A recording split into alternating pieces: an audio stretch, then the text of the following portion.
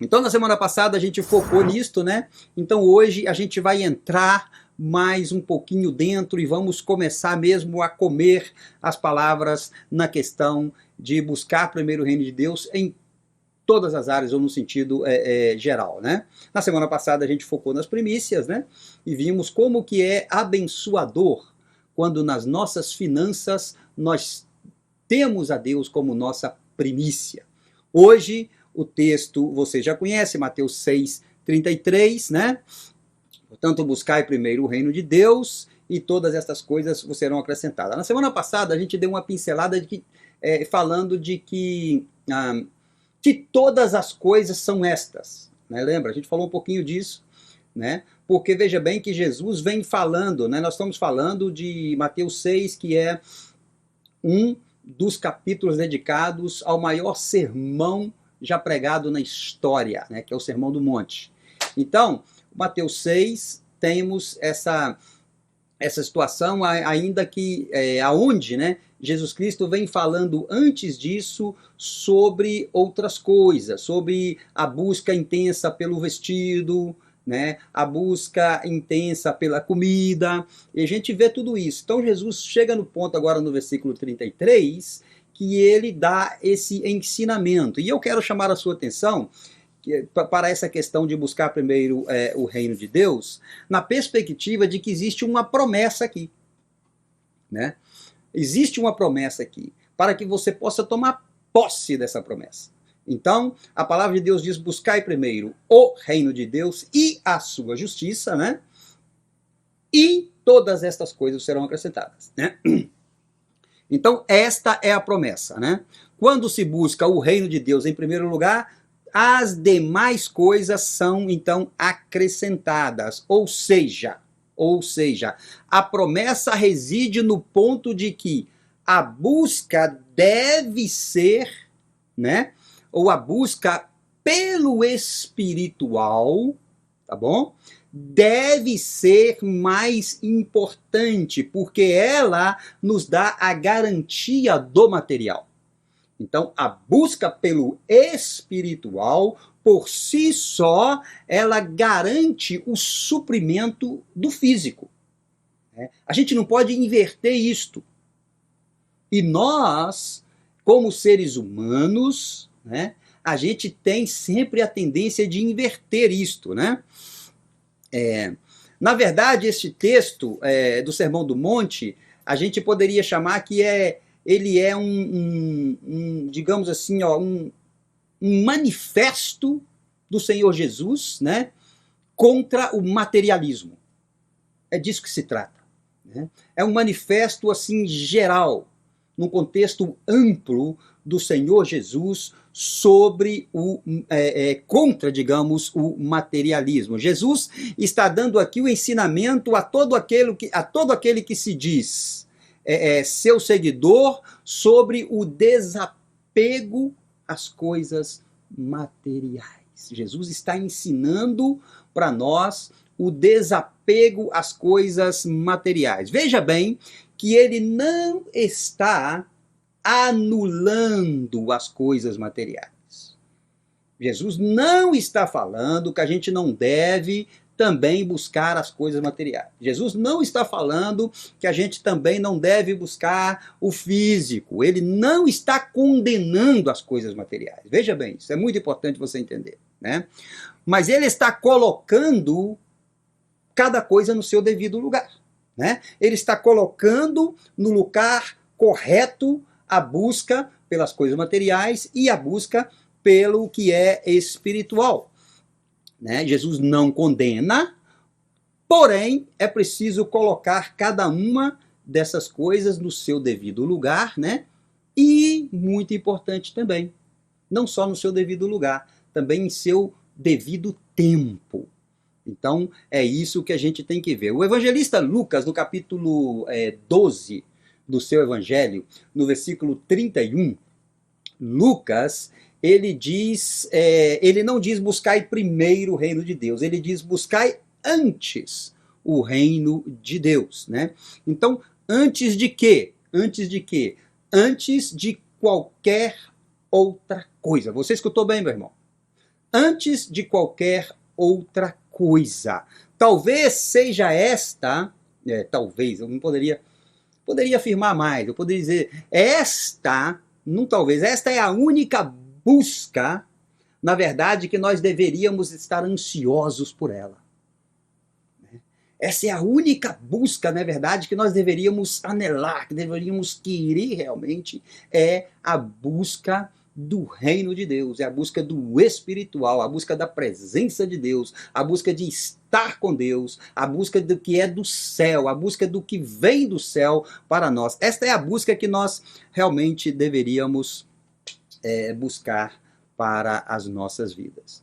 Quando estávamos preparando este estudo, eu estava tipo assim meio que pensando, né? Como seria a nossa relação com Deus se nós fôssemos ansiosos pelo reino de Deus como somos pelas outras coisas? Eu fiquei assim meio que pensando assim, e até pedi perdão a Deus por não ser. Porque como seria a nossa vida espiritual? Como seria a nossa casa? Como seria a nossa família? Como seria o meu trabalho? Como seria o meu negócio? Como seria o meu ministério se eu realmente vivesse isso literalmente na minha vida? Né? Porque quando você lê isso, você pensa assim, poxa, eu sei o que eu devo fazer, então eu preciso, mais do que entender esta verdade, o que nós precisamos é de tomar a decisão para viver esta verdade. Né? Então, como seria, né, essa situação? Então eu fiquei assim meio que pensando nisto. Né? A busca pelo reino deveria ser, na verdade, a única busca que merecesse a minha atenção. Primeiramente. Né? A busca pelo reino, veja bem, que eu quero falar de novo, de repente eu estou sendo até um pouco repetitivo nisso, né? Veja bem que não estamos condenando as outras buscas. Porque, né, a própria palavra de Deus fala, né, o versículo 32 fala, né, porque Deus, ele sabe que nós necessitamos de todas as outras coisas. Foi uma coisa que a gente viu muito aqui também, quando a gente viu, quando nós fizemos aquele estudo sobre a ansiedade. Eu não sei que vocês se lembram que estavam comigo. A gente viu bastante este ponto, né? Então, essa questão de buscar primeiro as coisas espirituais, o reino de Deus, né, ou o reino dos céus, deveria ser, na verdade, a única busca que eu deveria me ocupar dela primeiramente. Né? Neste ponto aqui, eu quero agregar ainda. O verso 32 diz que os gentios são os que fazem isto. O que é que são? O que é que o verso 32 está dizendo que os gentios são os que fazem isso? Os gentios, a Bíblia está dizendo que os gentios são aqueles que não buscam o reino de Deus em primeiro lugar. Por quê? Porque eles não estão no reino. Os gentios não estão no reino, eles não são parte do reino, eles não são filhos do reino, então, portanto, eles não podem buscar o reino, nem primeiro, nem segundo, nem lugar nenhum. Né? Mas nós, os filhos, deveríamos ser assim, ou em outras palavras, não buscar o reino de Deus em primeiro lugar é coisa de gente que não conhece a Deus. É coisa de gente que não é filho de Deus. É coisa de gente que é gentio. Gentio eram os que não eram israelitas. Né? Se a nossa busca pelo reino não vem antes de tudo, então estamos fazendo exatamente como eles, porque eles não se preocupam com as coisas de Deus. Eles não se ocupam das coisas de Deus.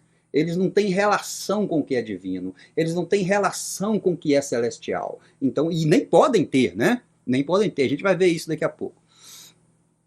Então, se é assim, na verdade, veja bem comigo, se é assim, qual é, então, a nossa diferença para eles? Qual é a diferença?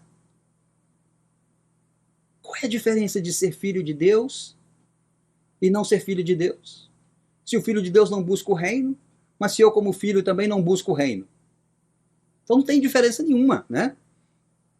Tem momentos que eu me pego pensando o seguinte: quão longe, quão longe essa palavra também, quão longe eu estou de ser, ou nós estamos de sermos, perdão, seguidores genuínos de Cristo que buscam o reino de Deus em primeiro lugar, ou primeiramente, né? Algo que deveria ser simples, né? Algo que deveria ser simples para mim e para você, né? Porque se queremos algo grande, busquemos primeiro o reino de Deus, né? Se queremos algo grande, veja bem isto, se queremos algo grande no nosso trabalho, busquemos primeiro o reino de Deus. Você quer algo grande na sua carreira? Busque primeiro o reino de Deus. Você quer algo grande na sua família? Busque primeiro o reino de Deus. Você quer algo grande no seu ministério? Busque primeiramente o reino de Deus. Então, essa verdade está implícita. Então, era isso que Jesus estava querendo ensinar para os seus discípulos naquele dia e para as pessoas que o estavam escutando ali, né? De qualquer maneira, tudo o que você quiser, busque primeiramente o reino de Deus. Então veja bem que a promessa é de que todas as outras coisas serão acrescentadas. Então veja bem, se você que está me ouvindo agora quer algo grande na sua vida, já falamos, busca primeiro o reino de Deus. Porque se você quer algo grande na sua vida, você busca o reino de Deus primeiro, e as coisas detalhadas, as coisas menores, né, serão acrescentadas. Porque para Deus tudo é importante. Tudo é importante, né? Mas tem algo que tem que ser mais importante. Essa que é a questão. Busca primeiro o reino de Deus, porque é mais importante o espiritual e as outras coisas virão acrescentadas, né? Ou serão acrescentadas. Se você pode, então, pensar nisso, então você entende que se você anela, digamos assim, as coisas da terra, o que é natural, busque primeiro as coisas do céu. Busque primeiro as coisas do céu. E aí, então, as coisas, né? Se você quer as coisas terrenais, então busque primeiro as celestiais, e as terrenais, então, virão de forma acrescentada. Acrescentada, né? Algo que eu escrevi aqui e que quero falar para vocês é o seguinte, ó. Já é tempo da igreja entender, e eu quero que você entenda bem isso essa colocação agora. Já é tempo da igreja, ou de nós, os cristãos, nós, os do reino, já é tempo, irmãos, de nós entendermos que nós não somos atores deste reino. A gente não está aqui para atuar no reino. Não, nós não somos meros atores do reino, nós somos filhos do reino. Pega aí, ó, você é um filho do reino, você está no reino, você faz parte do reino. Então, você entrou neste reino quando Jesus Cristo te resgatou, quando você o aceitou como seu salvador. Então você veio para este reino dos salvos, então você é filho do reino. Nem me pergunte que reino é este, né? É o reino dos céus, é o reino de Deus. É o reino que Romanos 14, versículo 17, diz que este é o reino da justiça, da paz e da alegria no Espírito Santo. É deste reino que eu estou falando. É deste reino que eu estou falando. Este é o reino que você faz parte dele. Este é o reino que você está inserido nele. Este é o reino celestial. Este é o reino de Deus. João 3... E esse texto, sim, eu quero ler com você, tá bom? Vamos para lá, João 3. E nós vamos ler do versículo 3 até o versículo 5. Aquela conversa de Jesus com Nicodemos. Lembram disso? Né? Veja bem que coisa tão importante está escrito aqui, ó. Versículo 3, para a gente não ler tudo. A isto respondeu Jesus, veja bem, em verdade te digo, que se alguém não nascer de novo, não pode ver o reino de Deus. Então existe uma condição para entrar neste reino. Existe uma condição para entrar neste reino. Versículo 4, perguntou-lhe Nicodemos, como pode um homem nascer sendo velho? Pode, porventura, voltar ao ventre materno e nascer segunda vez? Respondeu-lhe Jesus, versículo 5. Em verdade te digo que quem não nascer da água e do Espírito não pode entrar no reino de Deus. Então existe uma condicionante. Se você já nasceu de novo, se você é nascido da água e do Espírito, você está neste reino, e é deste reino que nós estamos falando. É o reino dos nascidos de novo, é o reino dos salvos, é o reino dos discípulos. Tá bom? 1 Coríntios 4, 20 diz que este reino não consiste em palavras, mas sim em poder. Este é o reino que nós estamos falando. É neste reino que você está inserido. Portanto, meu irmão, se você é discípulo deste reino, você deve buscá-lo antes que qualquer outra coisa. Está entendendo? Você deve buscá-lo antes que qualquer outra coisa. Paulo conforma esta palavra de Jesus. Veja bem, Paulo conforma esta palavra de Jesus, né? Não é que a palavra de Jesus precisa da confirmação de Paulo, tá bom? Não é isso que eu quero dizer. Simplesmente que Paulo, ele conforma a palavra de Jesus no aspecto de que, né, ele sela, né, essa palavra em Coríntios 4, 18, dizendo assim, ó, não atentando nós nas coisas que se veem, mas nas que não se veem. Veja bem que o reino de Deus, veja bem. Porque as que se veem são temporais, mas as que não se veem são eternas, né?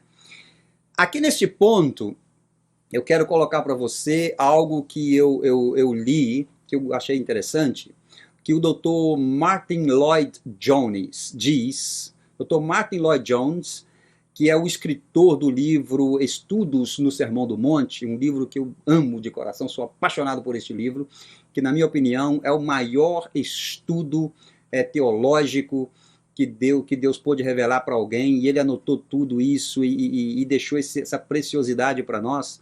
Então, na página do seu livro Estudos no Sermão do Monte, na página 424, o Dr. Martyn Lloyd-Jones diz o seguinte, veja bem, ó. Ele diz: devemos concentrar-nos na nossa tarefa de aperfeiçoamento da nossa relação com Deus na qualidade de nosso Pai Celeste. Presta atenção nisso. Presta atenção nisso. Pode ser difícil de entender a primeira vez que você escuta, mas veja bem. Nós, a igreja, nós, os do reino, nós, os filhos de Deus, nós precisamos concentrar-nos na nossa tarefa de aperfeiçoamento, na nossa relação com Deus, como o nosso Pai Celeste. Entendeu? Então eu preciso de concentrar-me nisso, por isso que eu preciso de buscar o reino de Deus primeiro. E isso eu faço exatamente exercendo ou me concentrando nessas tarefas que vão aparecendo no meu dia a dia, né? Então, agora você pode me perguntar assim, ora, existe outra forma de fazermos isto sem ver a Deus na qualidade de Pai Celeste? Ou seja, eu tenho alguma outra maneira de me relacionar com Deus sem vê-lo como meu Pai Celeste? Claro que sim. Claro que sim. E aqui existe um erro muito grande das pessoas, né? Porque muita gente não vê Deus simplesmente como um Pai Celeste. Então tem gente que está no reino que ainda não pode ver a Deus como um Pai Celeste. né? Eles fazem exatamente o que Paulo manda não fazer. Como que essas pessoas não têm Deus como o seu Pai Celeste? Porque eles atentam para as coisas que se veem e que são temporais. Eles não atentam para o conselho de Paulo nas coisas que se não veem e que são eternas, né? Então, por isto, essas pessoas não podem ver Deus dessa maneira. Então, como é que eles veem a Deus? Você não pode ser um filho do reino e ver a Deus como um Deus milagreiro. Você não pode fazer isso. Você não pode querer ter uma relação com Deus e ver a Deus como um abençoador que chega na sua vida no momento que você quer, na hora que você quer, da maneira que você quer, para te dar tudo que você quer. Você não pode estar dentro do reino de Deus e conhecer a Deus e pensar que a sua vida não vai vir provas, não vai vir dificuldades. Não é isso. O reino de Deus não é isso. A relação com Deus não se trata disso. Isso é ver a Deus como milagreiro. Isso é ver a Deus na perspectiva religiosa. Isto é ver a Deus somente com relação às coisas que se veem e que são temporais. Então, essas pessoas, elas não conseguem ver Deus como o Pai Celeste, né? E o Pai das coisas espiritual. Querem ver a Deus como aquele Deus que me dá tudo que eu preciso, né? Tem que tomar muito cuidado com isso. Por isso, então, essas pessoas, elas só se ocupam da tarefa do aperfeiçoamento das coisas que ela se vê, das coisas que ela vê, perdão. Elas não se ocupam em aperfeiçoar a tarefa do relacionamento com o Pai Celeste, né? Por quê? Porque elas não veem o espiritual. Elas não veem o espiritual. Por isso, elas não podem buscar o reino de Deus. Não podem buscar o reino de Deus, primeiramente. Não, elas só veem as coisas, elas estão ocupadas nas coisas completamente terrenais. Não podemos fazer isto, né? Então, veja bem, estes filhos do reino, eles nunca leram ou nunca entenderam o que a palavra de Deus diz em Hebreus 12:6. O que diz a palavra de Deus em Hebreus 12:6? O Senhor corrige a quem ama e açoita a todo filho a quem recebe. Veja bem isso. Corrige a quem ama e açoita a todo filho a quem recebe. Que tipo de filho você é no reino, meu irmão? Vou perguntar muito sério, não, para você não pensar que eu estou brigando com você, tá bom? Mas que tipo de filho você é no reino? Hein? Temos um pouco de tempo ainda. É importante dizer neste ponto que o filho que busca o reino em primeiro lugar, ele não precisará passar por tanta correção. Porém, ele pode passar. Porque mesmo eu buscando Deus em primeiro lugar, pode acontecer na minha humanidade que eu me resvalo, que eu tenho uma desatençãozinha, que eu tomo um escorregãozinho, né? Então, você precisa de entender isso. Mesmo assim, esse tipo de filho do reino, mesmo quando ele buscando, ele resvala ou acontece alguma coisa, ele está pronto para receber a correção do Pai com alegria. Ele está pronto para receber a correção do Pai com amor. Por quê? Porque ele sabe que o Pai o está corrigindo como um filho do reino que o busca em primeiro lugar. Então, nessa tarefa do aperfeiçoamento da minha relação com Deus como o meu Pai Celestial, mesmo eu resvalando, mesmo eu tendo um probleminha, mesmo eu tendo uma desatenção, eu sempre vou correr para os braços do Pai. Tanto disposto a aceitar o abraço do Pai, como também disposto a aceitar a disciplina, como também disposto a aceitar a correção do Pai, como diz a palavra de Deus, Hebreus 12:6, né? Que é aquele Senhor, aquele Pai que corrige a quem Ele ama, né? Se você não ama uma pessoa, você também não preocupa em corrigir a pessoa, é ou não é? Não preocupa em corrigir a pessoa, né? Por quê? Porque você não tem uma relação com aquela pessoa, né? Então, tanto faz para você. Agora, uma pessoa que você ama, quando ela erra, você quer dizer. Uma pessoa que te ama, quando você erra, ela quer te dizer. E assim é Deus conosco. Então, Deus nos trata, veja bem isto, né? Já estamos terminando por hoje, mas veja bem, Deus, ele nos trata como filhos do reino. Como é que Deus te vê? Como é que Deus vê a sua casa? Como é que Deus vê a sua família, meu irmão? Ele te vê como um filho do reino, como uma pessoa que está inserida no reino, que faz parte do reino. Portanto, por isso, ele espera que você o busque como um filho do reino.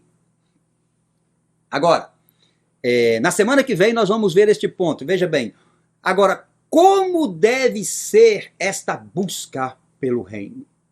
Como deve ser esta busca pelo reino? Aí nós vamos entrar no sentido da palavra busca, tá bom? E vamos ver exatamente como que eu devo buscar a Deus em primeiro lugar. Nós vamos dar conselhos práticos para você do que é realmente buscar a Deus em primeiro lugar. Amém?